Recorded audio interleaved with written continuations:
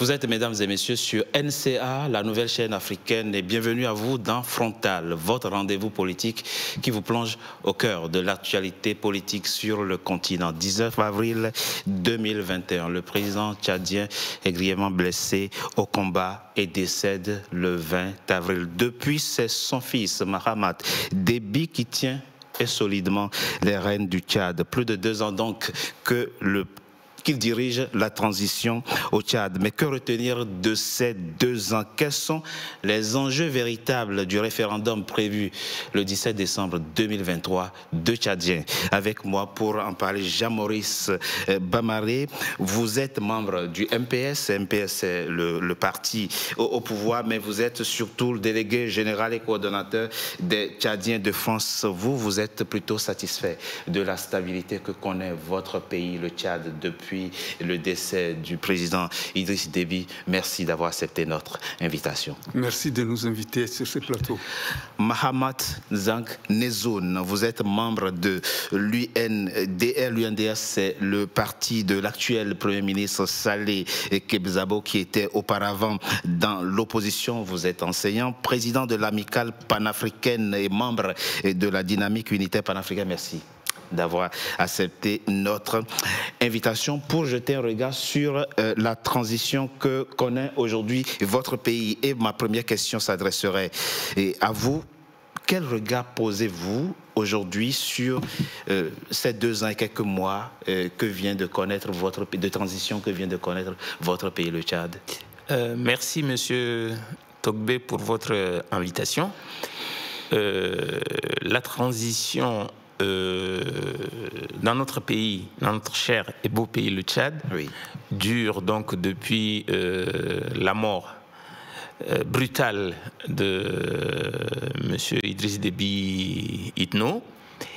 Et en fait, on est dans la 2e phase de la transition. La première a duré 18 mois et elle s'est achevée avec la tenue du dialogue national. À Doha? Non, à Doha, c'était la conférence avec les politico-militaires. C'est vrai. Pour préparer, n'est-ce pas, à Doha, au Qatar. Et la 2e phase s'est déroulée donc au Tchad, qui a été très largement contestée parce qu'en fait, après la première phase de dialogue avec les politico-militaires, certains n'ont pas signé, et pas les moindres. Hein. Par exemple, le FAC n'a pas signé les accords de Doha, ainsi que d'autres mouvements politico-militaires. Donc déjà, il y a eu un raté. La 2e phase, c'est que certaines organisations de la société civile, en l'occurrence Wakitama, et puis d'autres organisations comme les transformateurs, comme M. Bedoumra Kordje, M. Hassabal Lassoubian ou M. Avoksuma Djona du Parti Les Démocrates, n'ont pas pris non plus part à ce dialogue-là. Et donc, on est passé de la première phase à la 2e. En principe, la transition doit amener à la mise en place de structures nouvelles, l'adoption d'une constitution pour par la suite permettre le partage, enfin l'accession au pouvoir de manière démocratique. C'est ça. Ce qu'il faut constater, c'est que au Tchad, après la mort de Déby père, il y a eu une succession anticonstitutionnelle et quasiment dynastique. Il n'y a pas eu d'élection, il n'y a pas eu de... Et le régime... Le dauphin constitutionnel a refusé, dit-on, de prendre le pouvoir. Oui, ça c'est l'explication qu'on nous sert. On est obligé, on n'est pas obligé de la prendre en considération, on peut même la contester, c'est tout à fait jouable, mais l'intéressé lui-même a dit que pour des raisons de santé, voilà, il a refusé, ce qui ne l'a pas empêché par la suite d'être président du Conseil national de transition sans que ces problèmes de santé soient réglés. Mais c'est pas la même chose. Sans que ces problèmes de santé soient réglés.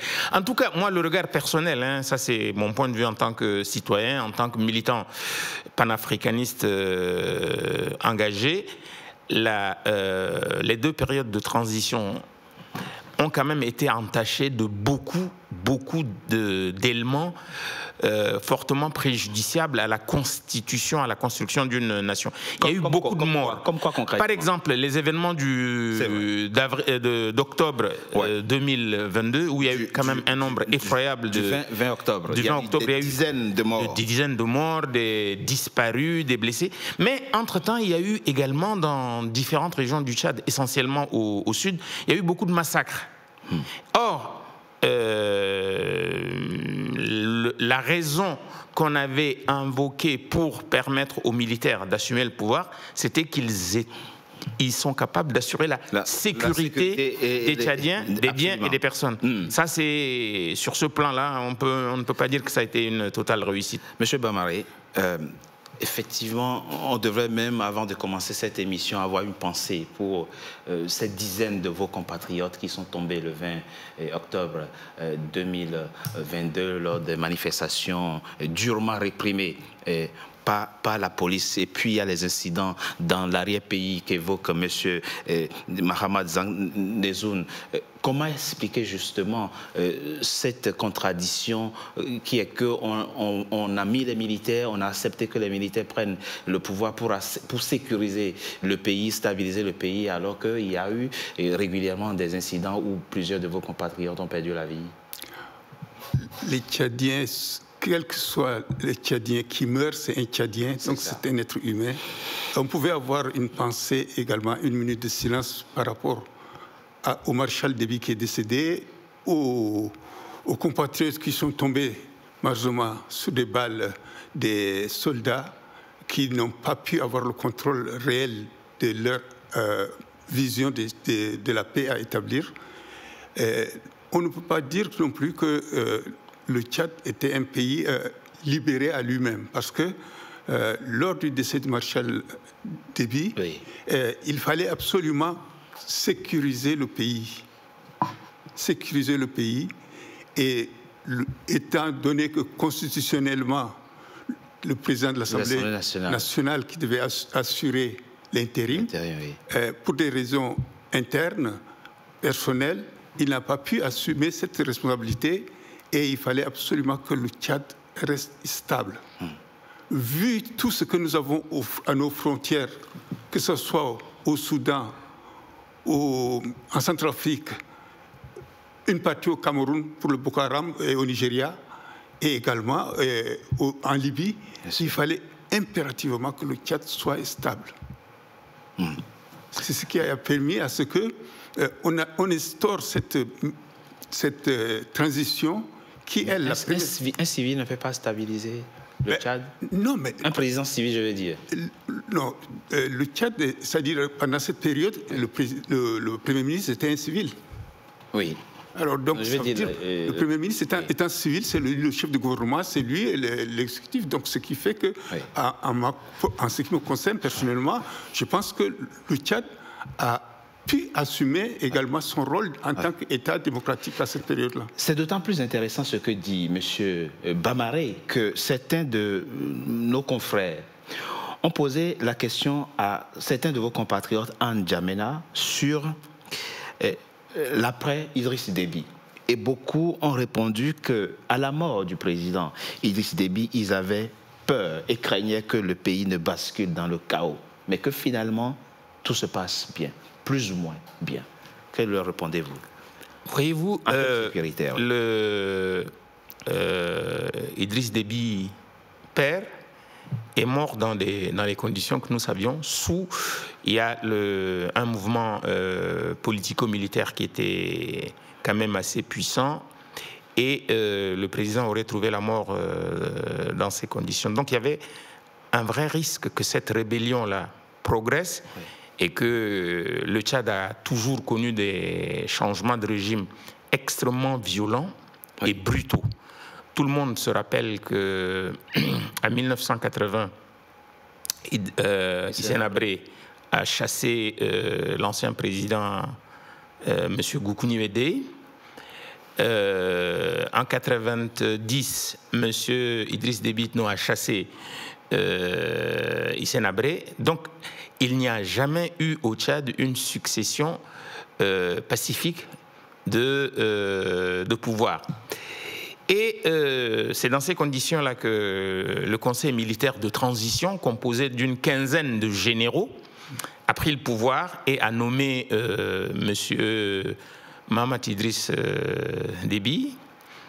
Et la politique étant un rapport de force, comme il dirigeait la DGSIE, qui est toujours la structure armée la mieux équipée et la plus forte, donc c'est à monsieur l'actuel chef de la transition qu'on a donné le pouvoir.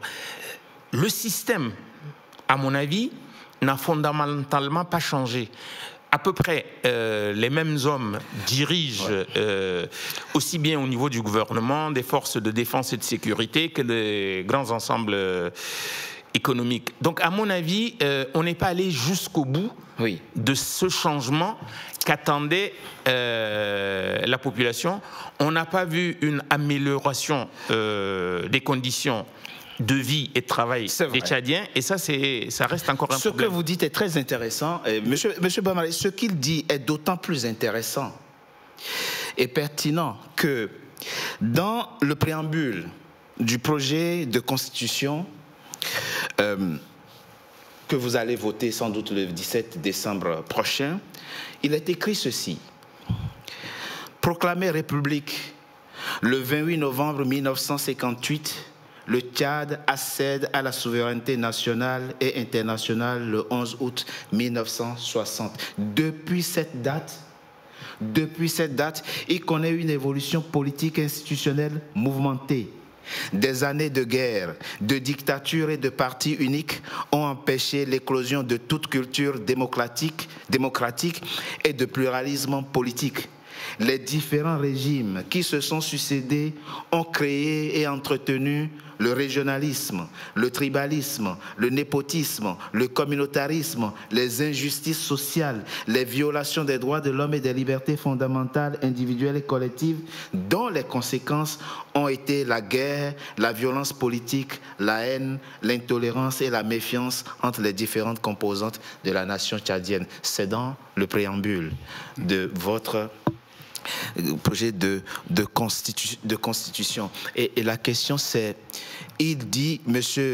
Zhang dit, rien n'a véritablement changé. Et moi, ma question à vous, c'est que quand on parle des régimes qui se sont succédés, il vient d'évoquer que Idriss Déby a pris le pouvoir en 1990, il a remplacé et renversé Hissène Habré, dont il a fait pratiquement 3 décennies au pouvoir. Quand on a fait partie du problème, peut-on être encore la solution? Monsieur Bamaré. Le Tchad, depuis 1990, était devenu quand même un pays démocratique. Il y avait des multipartismes. Le Tchad est un pays démocratique depuis 1990. C'est-à-dire le multipartisme, je veux dire. Le multipartisme est assez... On peut contester. Après cette période, on a pu quand même créer des partis politiques qui ont gouverné jusqu'à aujourd'hui. Aujourd'hui, on ne peut pas dire que le Tchad est resté un pays dictatorial et que jusqu'à cette date, il n'y a pas d'ouverture, il n'y a pas de changement. Mais c'est ce que le préambule de... Oui, bien sûr, ce préambule, c'est projet de constitution, je l'ai. Mais effectivement, c'est-à-dire, vu ce qui s'était passé avant... Pas beaucoup de vos compatriotes seront d'accord avec monsieur. Vous êtes sérieux, monsieur, mon très cher Bamaré? Vous savez très bien que le fait qu'il y ait plusieurs partis légalisés ne signifie pas forcément qu'il y a un système démocratique. Je vais vous donner un exemple très simple. Oui. En Afrique du Sud, pendant l'apartheid, il y avait plusieurs partis. On ne peut pas dire que ce soit... Non, le Tchad de 90, le Tchad de 1990 était une effroyable... On peut pas se permettre de... Le Tchad de 1990, le Tchad d'Idriss Déby Itno, était une effroyable dictature que j'ai toujours combattue. C'est une effroyable dictature pour plusieurs raisons. D'abord, il y avait une très mauvaise gouvernance, une gestion chaotique, erratique. Laissez-moi terminer, s'il vous plaît. Et surtout, il y a eu quand même beaucoup de disparitions, dont la plus emblématique est celle de Ibni. Oui, en février 2008, lorsque les rebelles sont entrés dans la capitale.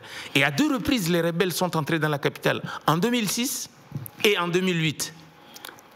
Vous voyez? Donc, et puis la redistribution des richesses s'est faite sur une base uniquement et totalement clientélaire. Les richesses du pétrole sont allées vers la famille ou les amis de M. Idriss Déby Itno. Et donc, il y a cette situation extrêmement difficile. Je ne parle même pas des délestages quasi quotidiens, nos hôpitaux qui sont qui étaient des vrais mouroirs. Et quand vous arrivez dans une classe, quand vous voyez 90 élèves assis à même le sol, dans une salle de classe. Dans une salle de classe. Mais moi, je suis revenu de N'Djamena au mois de janvier 2023. Oui. Et depuis, chaque année, je vais au Tchad. Oui, ces changements ne peuvent se faire que si les Tchadiens sont unanimes et s'entendent. 30 ans. Parce que là, on parle encore du passé. On s'appuie sur le passé. Or, la question était concernant le projet de constitution qui est mis au référendum pour le 17 décembre. Est-ce que cette nouvelle constitution va apporter une certaine amélioration pour notre peuple? C'était ça la question. On ne peut pas éternellement, à chaque fois où on se retrouve, parler que de ce qui s'est passé. Le passé, ça fait partie de l'histoire pour moi. Bien sûr. Je pense qu'il faut qu'on s'appuie maintenant sur l'avenir et essayer de mettre en place un Tchad nouveau qui sera quelque chose de fondamental. Les Tchadiens, surtout la génération qui est née à partir de 1990. 90, et qui a 33 ans aujourd'hui. Espère accéder également à la vie active de notre pays, et surtout pour construire, parce que je pense que nous, les dinosaures, comme disaient certains jeunes, les dinosaures vont disparaître un à un. Donc, c'est-à-dire, on pense dans l'avenir du Tchad, il y aura une réelle modification de comportement et ça va apporter un changement. Vous êtes optimiste. On sent que vous êtes optimiste, que vous voyez l'avenir. Vous avez une vue positive sur l'avenir de votre pays. Et quels sont les éléments qui nourrissent chez vous cet optimisme, cet espoir que demain sera meilleur?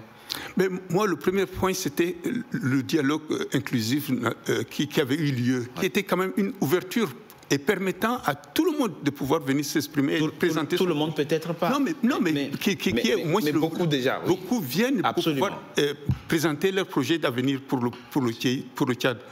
Beaucoup de ces personnes qui sont abstenues de venir, ce sont parfois des hommes politiques aguerris.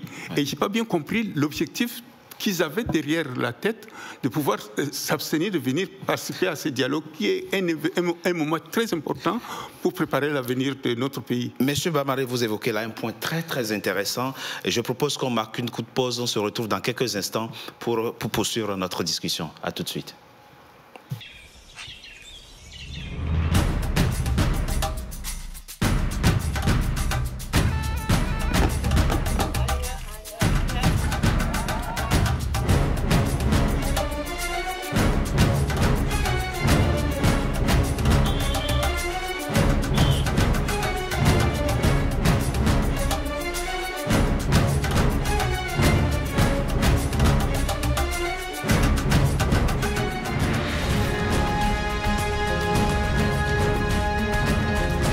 NCA, la nouvelle chaîne africaine.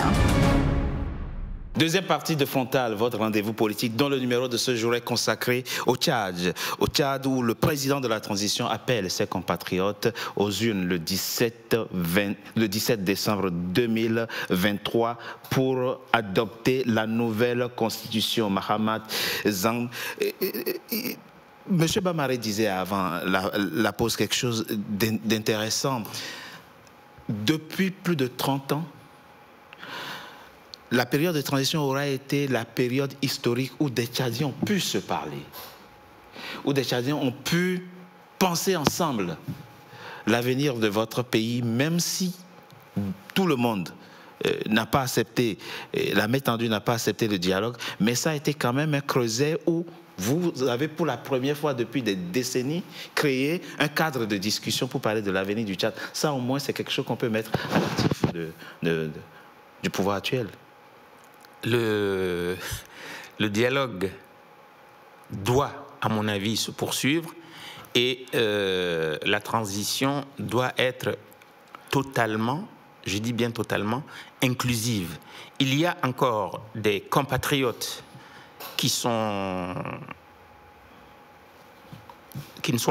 participent pas à ce processus. Il y a des groupes armés qui sont assez puissants et qui ne sont pas non plus dans la gestion des affaires. Il y a également des partis et des organisations politiques. Il y a une bonne partie de la société civile. Je pense que le dialogue là est encore inachevé et qu'il va falloir le continuer si on veut réellement apaiser les esprits, construire le pays et aller de l'avant. Ce ne sont pas les ressources humaines et les ressources matérielles qui manquent, mais il y a réellement une question de gouvernance dans ce pays-là qui se pose. Voyez-vous, la Constitution telle qu'elle a été adoptée, je crois que c'est en 1996, après le dialogue national souverain, où les responsables, n'est-ce pas, du bureau du dialogue ont été élus, la Constitution disait déjà que le Tchad serait un État fortement décentralisé. Or, l'ancien régime, sous la tutelle de M. Idriss Déby Itno, n'a jamais appliqué dans la réalité la décentralisation et les collectivités autonomes n'ont jamais pleinement exercer leur rôle.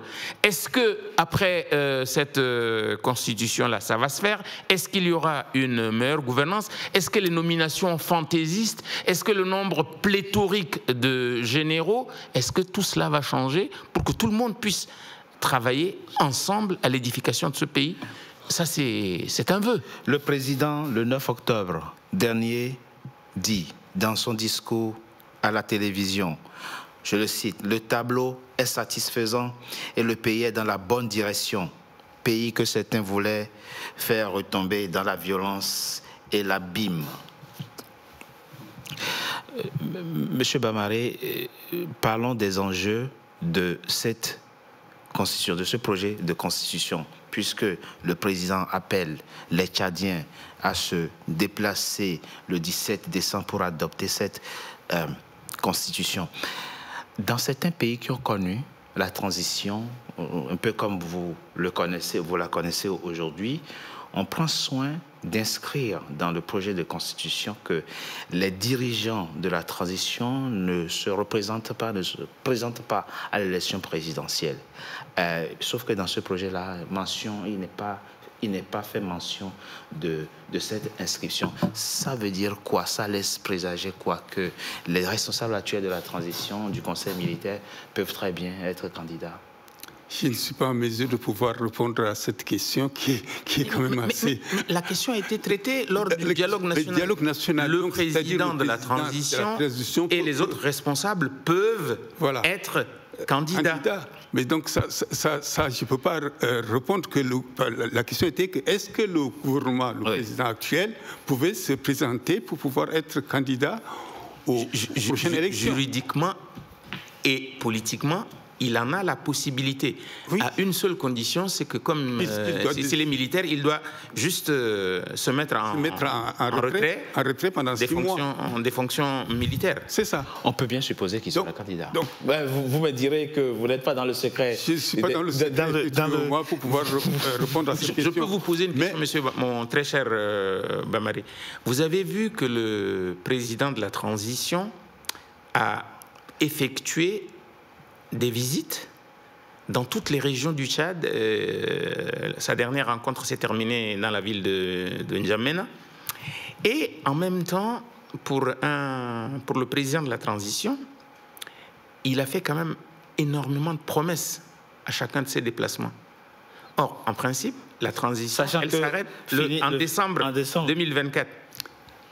Non, mais ce qui est certain, c'est que le président Mamadi Idriss Déby s'est engagé à pouvoir aller visiter les compatriotes dans leur province. Bien sûr. L'objectif, c'est aussi de parler de la nouvelle constitution qui sera soumise au référendum. Ça, c'était très important. Il fallait qu'il aille rencontrer ses compatriotes, discuter avec eux, voir si les éléments qui sont mis dans cette nouvelle constitution qui sera adoptée et puis promulguée, bien sûr, puissent également, s'ils avaient des doléances, s'ils avaient des questions, s'ils avaient quelque chose à dire, de pouvoir lui dire. Les promesses, tout homme politique, où qu'il soit, est obligé de pouvoir promettre un changement au peuple ou aux personnes qu'il rencontre. Sa tournée, qui était positive à tous les niveaux, a permis à ce que les compatriotes connaissent ces jeunes présidents. Je pense qu'il est très important que les Tchadiens se préparent à apporter un réel changement dans ces pays-là. Aujourd'hui, tout à l'heure, vous parliez des cas des nominations ou des... Il parlait de nominations fantaisistes. Moi, je pense que ce problème a été maintenant pris en main par le gouvernement et actuellement, on est en train de faire la chasse à tous les salariés fictifs. On en a trouvé 7000. C'est vrai. 7000 salariés fictifs, dont il y a au moins 7000 diplômés qui sont sûrement en chômage, qui auraient pu occuper ces postes. C'est vrai. Donc il y a un travail ce travail a été déjà fait dans l'armée. Et maintenant, c'est dans le secteur public que ces investigations se mettent en place. Donc j'espère que après la Constitution, après avoir voté la Constitution et pourquoi pas élire les nouveaux dirigeants du pays. Bien sûr. Ces problèmes, je pense qu'on va quand même... Ça, c'est un point très intéressant et très positif que soulève Monsieur Bamaré. Cette campagne de salubrité qui se fait aujourd'hui dans la fonction publique c'est beaucoup d'argent que ça coûte au budget national, le fait que 7000 personnes fonctionnaires émagent au budget national. Mais on peut dire que il prend les problèmes à bras le corps, finalement, le président de la transition, même si vous lui prêtez des ambitions présidentielles. C'est à quoi il a droit. Naturellement qu'il a le droit. Il est tchadien, bien sûr. Il n'a pas été condamné, il jouit de ses droits. C'est normal qu'il puisse être candidat. Ce n'est pas ça le problème. Le problème, c'est quand on a une armée tchadienne qui doit avoir au bas mot quelque chose comme 500 ou 400, je ne sais pas, généraux. Vous représentez la masse monétaire et le poids sur le budget de l'État. En plus, ces différents généraux, je ne parle pas seulement d'eux, ils ont des avantages matériels, des voitures, l'électricité, ils ne la payent pas, l'eau non plus, alors que dans plusieurs quartiers de la capitale, les délestages sont quotidiens. Quotidiens. L'insécurité est grandissante dans la ville. Vous voulez dire quoi, M. Zanki? Il y a trop de généraux dans votre armée? Écoutez, une armée comme l'armée tchadienne, là, 500, 400, 500 généraux, vous trouvez ça normal? Non, c'est pas normal, mais c'est-à-dire vous avez oublié, M. Zang, de parler que ces derniers jours, il y avait eu des généraux qui ont été mis à la retraite. Et d'autres qui ont été nommés aussi? Mais non, ceux qui sont nommés sont plus faibles par rapport au nombre de... C'est pour les postes techniques qu'ils ont été nommés, c'est pas uniquement pour compenser ceux qui sont mis à la retraite. Donc, c'est un système de vase communicant. Mais on non, enlève pas du tout. Certains, on ramène... Justement, le problème... Mais on peut dire que votre pays est vaste. Il faut sécuriser les frontières du Tchad. Ce n'est pas une petite affaire. Mais monsieur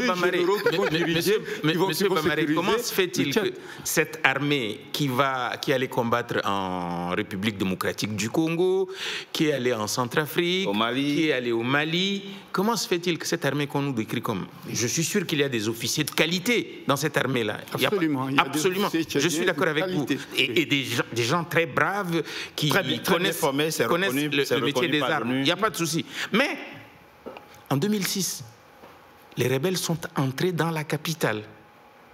En 2008, pareil. Donc cette armée-là, elle est défaite par des rebelles. Non, mais vous parlez de 2006, ils sont rentrés. 2008, ils sont rentrés. Et tout à l'heure... Et en 2019, l'armée française a été obligée de bombarder des colonnes de rebelles pour empêcher justement une autre incursion. Non, mais je ne sais pas si vous êtes décidé à pouvoir casser, comme on dit, les œufs sur l'armée. Mais ce qui est certain, c'est que... Non, j'ai dit qu'il y avait des gens de valeur. Hein. Ce que l'armée tchadienne, comme disait M. Togbé, le Tchad est vaste. C'est vrai. Les frontières du Tchad ces dernières années, les années dont vous citiez, sont tellement...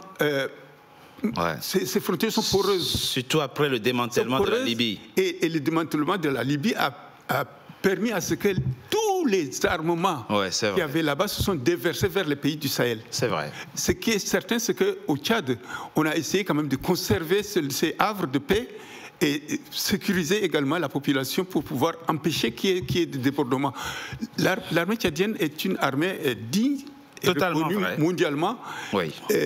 Le nombre de généraux, ça c'est un problème d'organisation et je pense que dans les années à venir, ça sera au nombre du besoin, ça sera plutôt pas le nombre, comme vous le dites,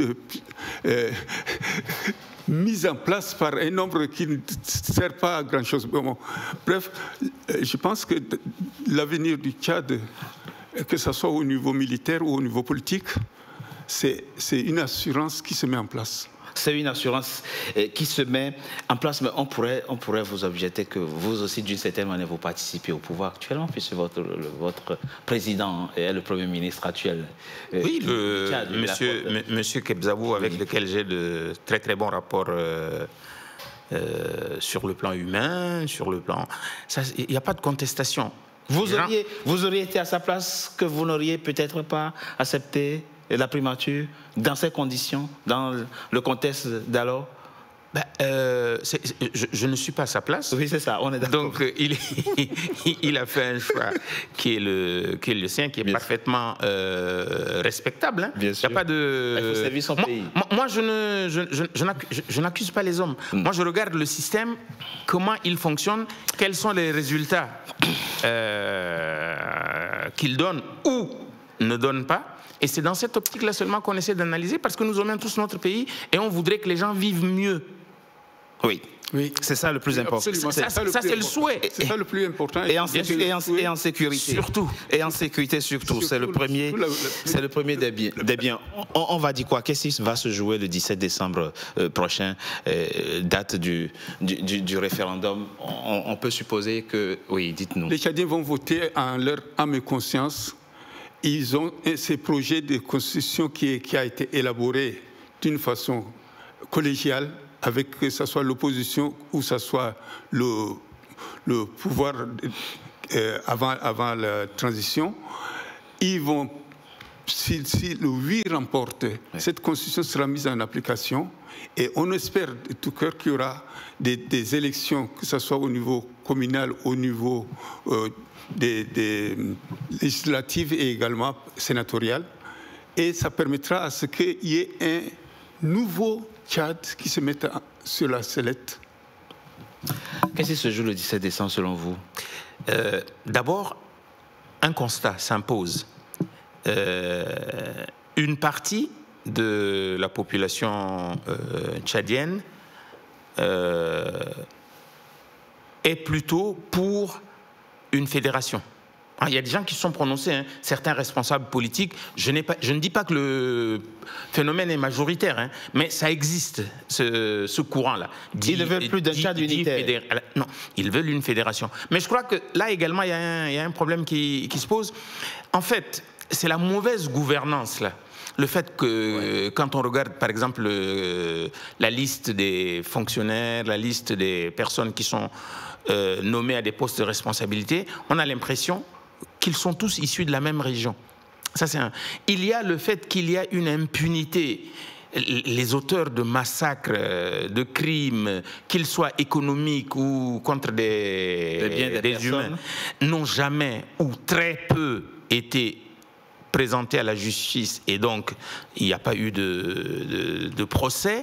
Donc ce sentiment d'impunité quasi permanente fait que les gens se disent, bon, ben, écoutez, si nous sommes ensemble, ça ne marche pas, donc on va se séparer. C'est un peu ça, hein. Je ne dis pas que c'est la scission, mais ce phénomène-là existe. Or, le projet de constitution tel qu'il est proposé, il qui va être soumis donc à l'approbation de la population, ne mentionne pas l'option fédérale.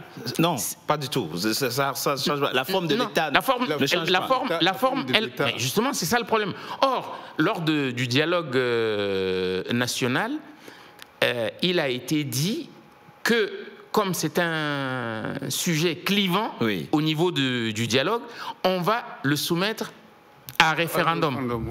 Oui, mais le problème c'est qu'elle a enfin, on ne parle plus de fédération. La question est posée. La question est éludée. Non, mais ça c'est juste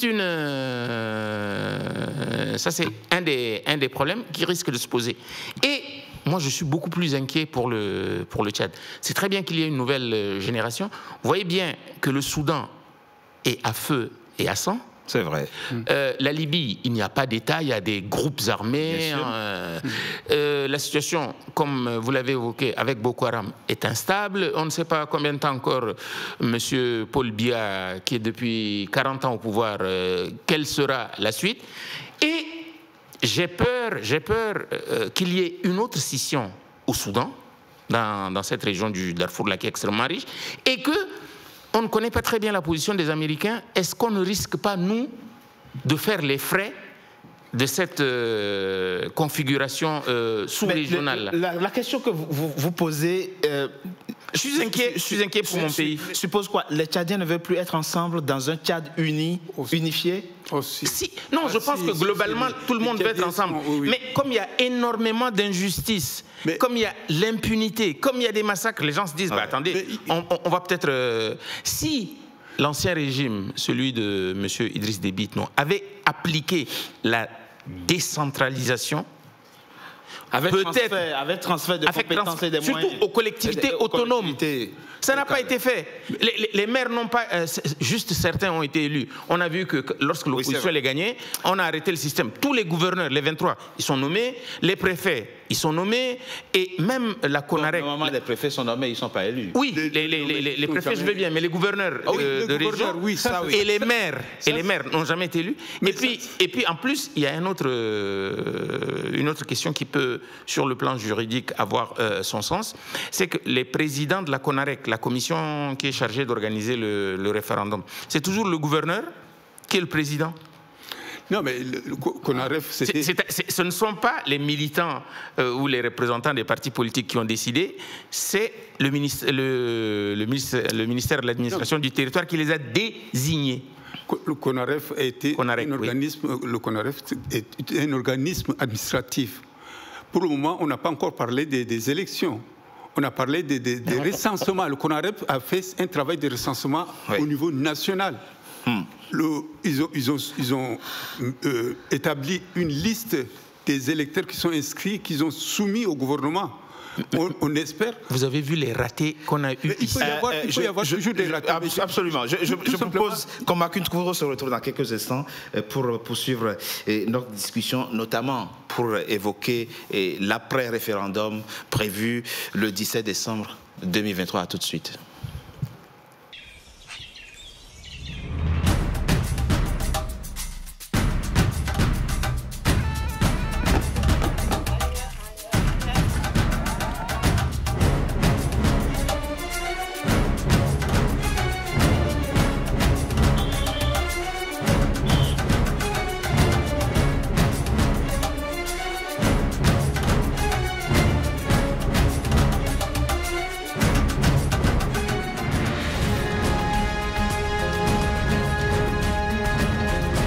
NCA, la nouvelle chaîne africaine.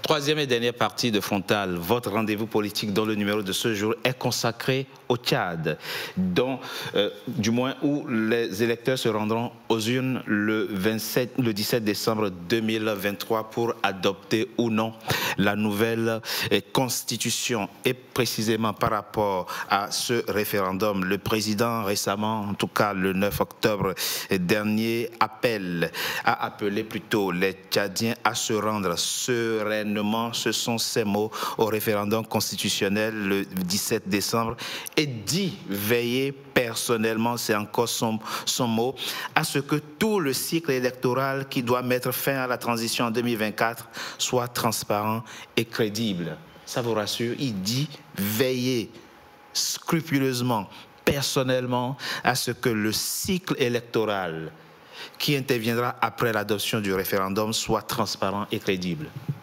A priori, je n'ai pas de raison de mettre en doute la parole du président de la transition, chef de l'État. En tant que militant, je constate qu'entre les mots et les actes, il y a parfois quelque chose qui ressemble à une espèce de dissonance cognitive, j'ai l'impression. Et donc, moi, je suis allé m'inscrire. J'étais déjà inscrit lors des élections antérieures et je suis allé naturellement, tranquillement me faire recenser pour ce référendum-là qui se déroulera ici en France sur 2 jours, pour les résidents qui sont en France. C'est le 16 et 17, décembre. Oui. J'ose espérer que, à partir du vote pour ou contre le référendum, j'ose espérer qu'on va réellement, que le gouvernement en place là va réellement appliquer la décentralisation tant promise, que les choses vont changer. Ça vous tient, ça? Ah oui, mais c'est fondamental. Parce que tant que la décentralisation, tant que les responsables locaux ne sont pas élus et qu'ils ne gèrent pas une partie des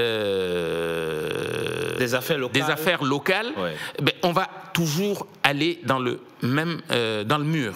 Parce que cette question d'impunité, cette question de justice, cette question de mort, bon, même si les événements du mois d'octobre 2022, on peut penser que certains responsables politiques ont voulu faire une espèce d'insurrection, peut-être pour accéder au pouvoir.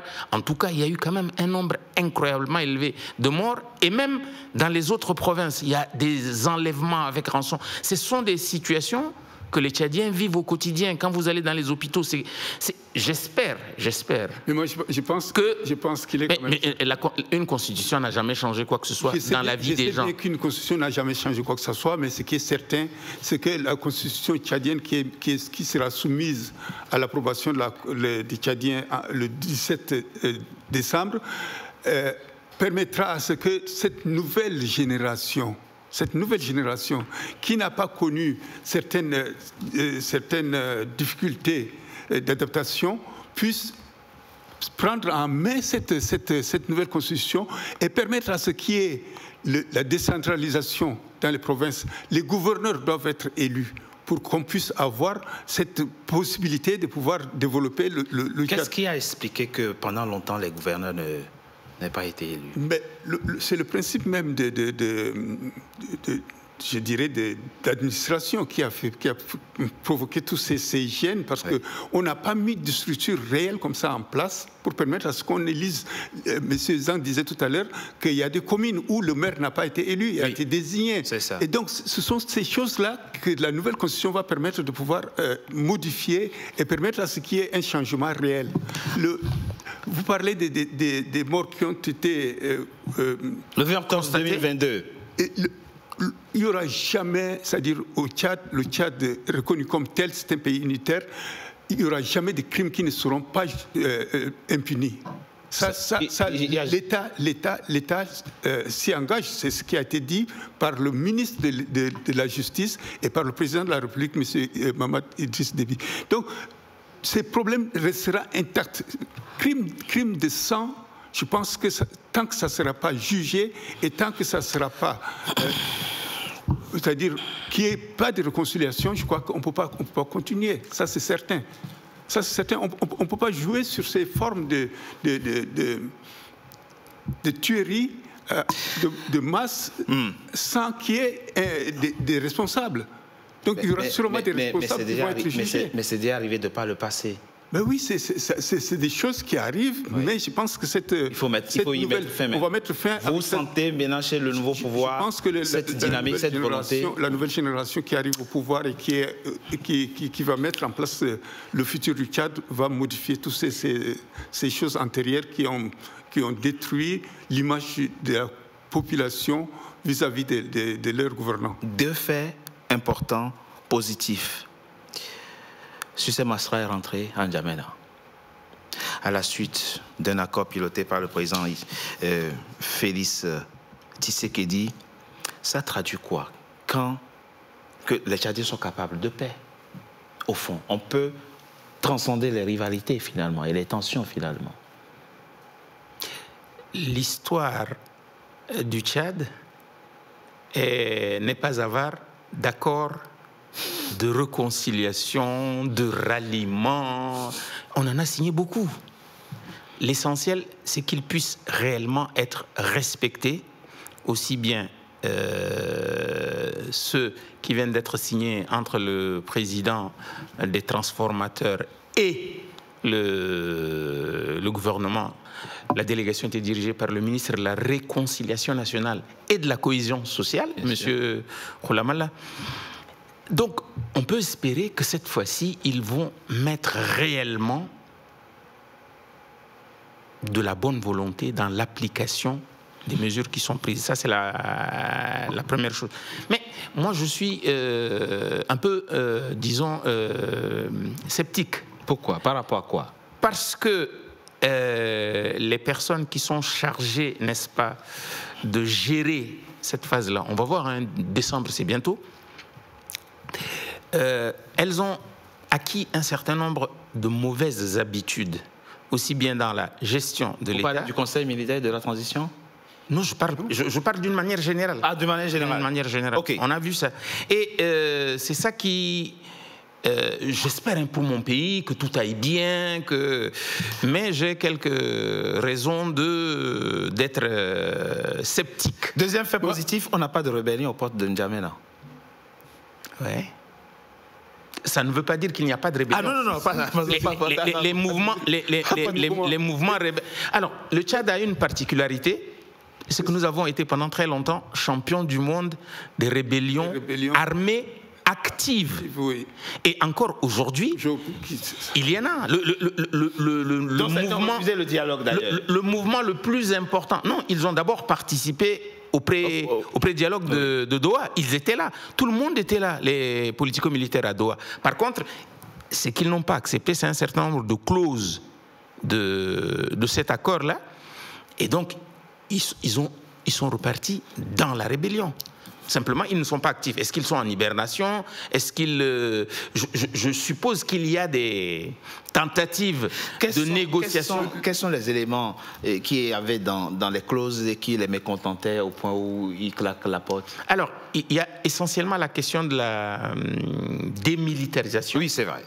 Du désarmement et de la réinsertion. Ça, c'est une. La question de la désignation des responsables au niveau, par exemple, du Conseil national de transition et du gouvernement.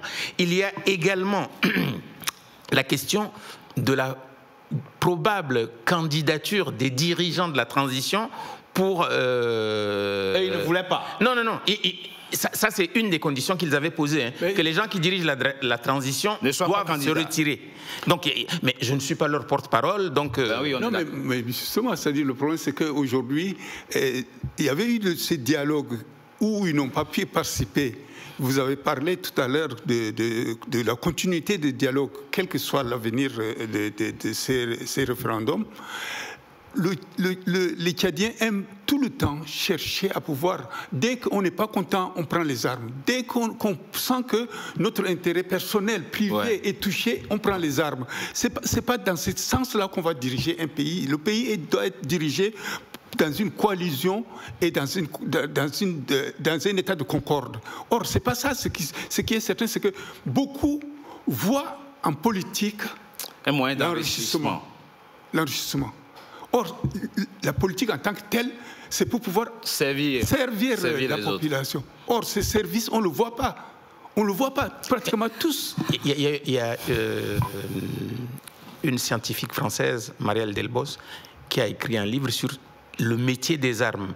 En fait, créer un mouvement armé, ça devient une entreprise. Oui. Et après, on accède à des postes de responsabilité. Oui. C'est comme ça que ça a été pendant très longtemps. C'est une activité, ça devient une activité rentable. Mais c'est pas ça le but.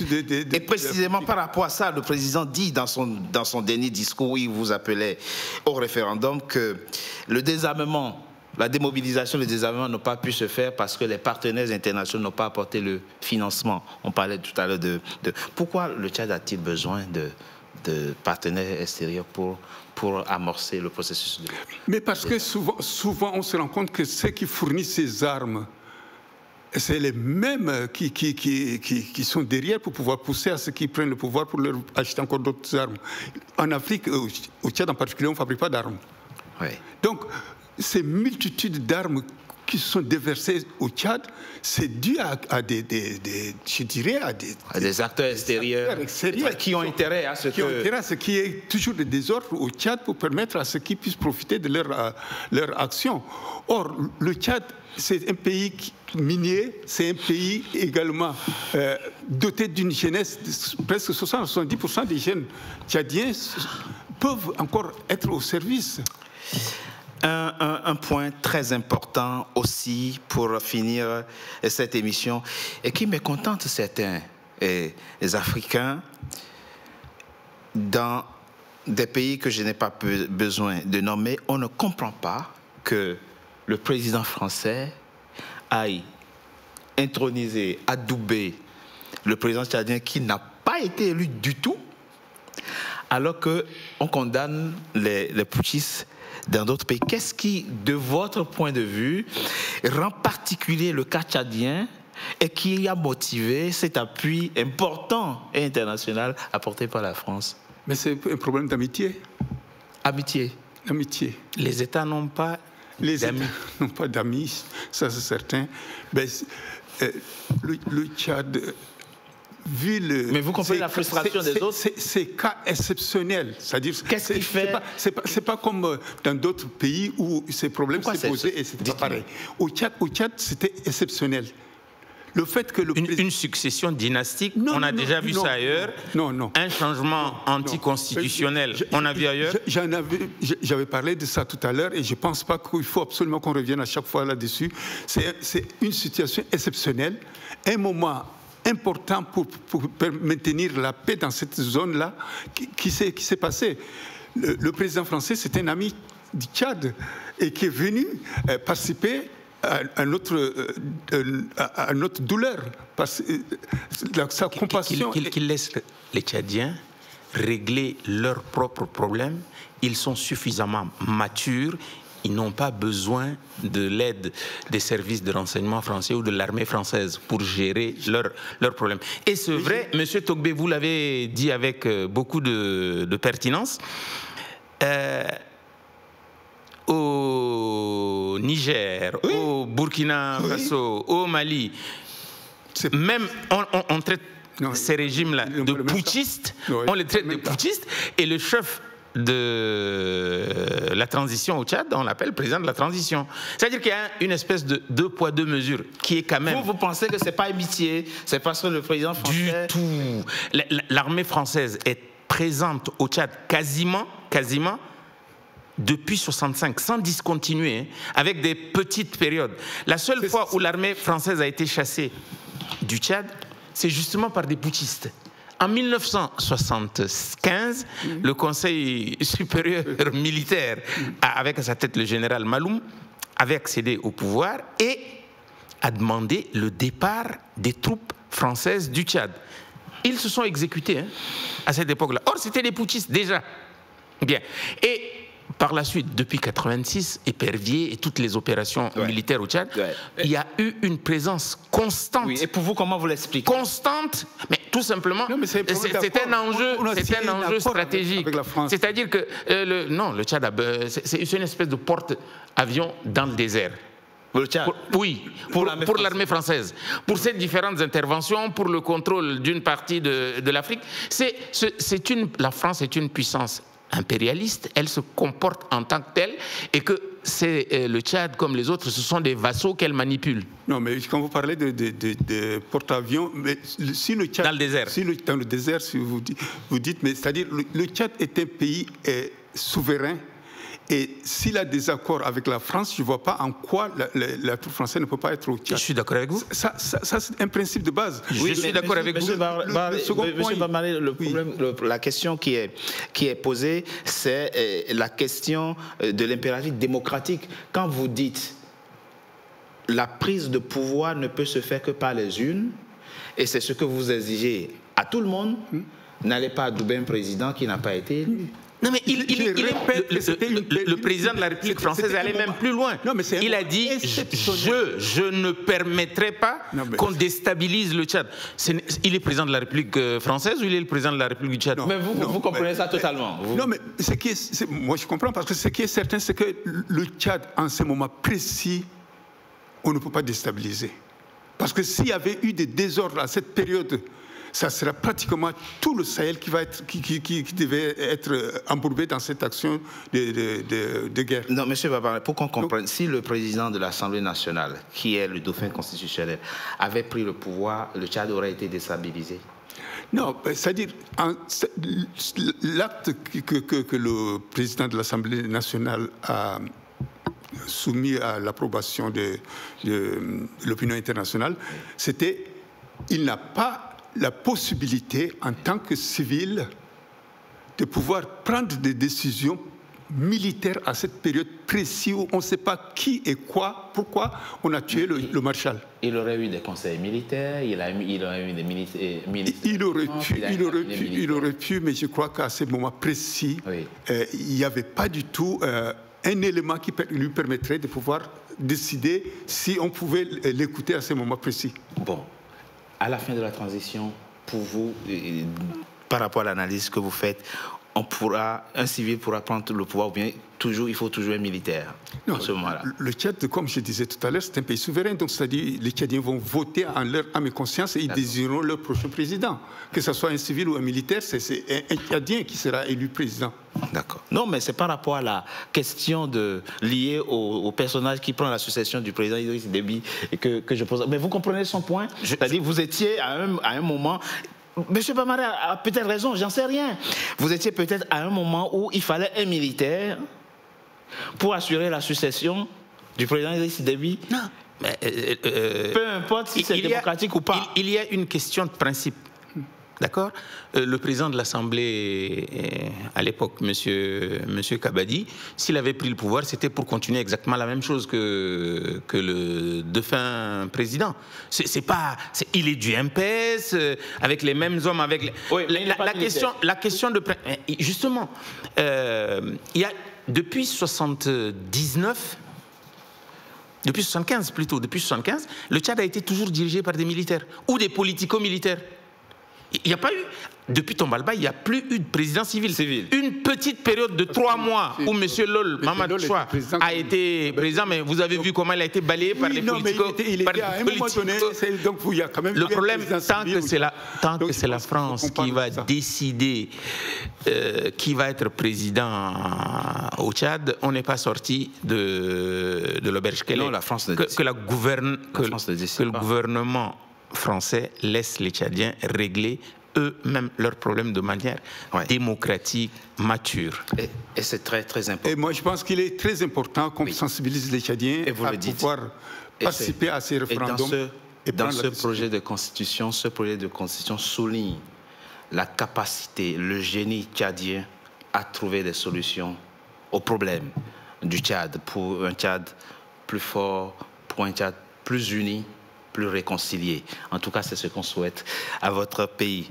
Merci à vous d'avoir accepté de participer à cette émission. Je regrette que Abdelkarim, qui était initialement invité dans cette émission, n'ait pas pu avoir le temps d'y participer, mais nous avons quand même évoqué la situation de votre pays qui va tenir son référendum constitutionnel le 17 décembre 2023, à qui nous souhaitons beaucoup de paix, aux Tchadiens, beaucoup de paix, beaucoup de prospérité, même si le dernier rapport de la Banque mondiale sur la lutte contre la pauvreté n'est pas très bon. Un pays en guerre ne peut pas avoir le même... Il est en guerre, le Tchad? Non, mais autour du Tchad, il y a tous les pays en guerre. Donc, c'est-à-dire le Tchad actuellement accueille les réfugiés qui viennent de différents... Oui, c'est vrai. Et le Tchad, énormément de réfugiés. Il y a les réfugiés du Soudan, qui sont très nombreux, du Darfour, à peu près 400 000. Il y a ceux qui étaient déjà venus de la République centrafricaine. Il y a ceux qui fuient aussi les exactions commises par les terroristes de Boko Haram. C'est vrai que ça pèse beaucoup. Et l'Afrique doit beaucoup au Tchad pour cette hospitalité et cette capacité que vous avez à accueillir des gens. Si vous étiez déstabilisé, imaginez comment ça aurait été difficile. Absolument. À gérer si vous aussi, vous êtes déstabilisé. Pour autant, on ne peut pas mettre la démocratie entre parenthèses pendant longtemps. Non. Le moment viendra. Non, justement, c'est la transition et ça va durer le temps qu'il fallait qu'il y ait de 18 mois et puis on arrivera... Non, les 18 mois sont passés, là on est déjà à 1 an après la deuxième transition. Hein. Oui. Non, je parle de la deuxième transition, celle qui est issue de... Qui normalement doit s'achever. Du dialogue. Sauf si la Constitution est rejetée. Si le non l'emporte, la transition va être prorogée. C'est ça. C'est exactement ce qu'ils ont dit. Hein. Parce qu'il va falloir faire un nouveau projet de constitution. Donc, on va prolonger la transition. Oui, effectivement, si dans le cas où le non remporte... Est-ce qu'il y a aujourd'hui d'éléments objectifs clivants qui pourraient amener les Tchadiens à rejeter cette constitution ? Il y a quasiment de l'unanimité autour de cette...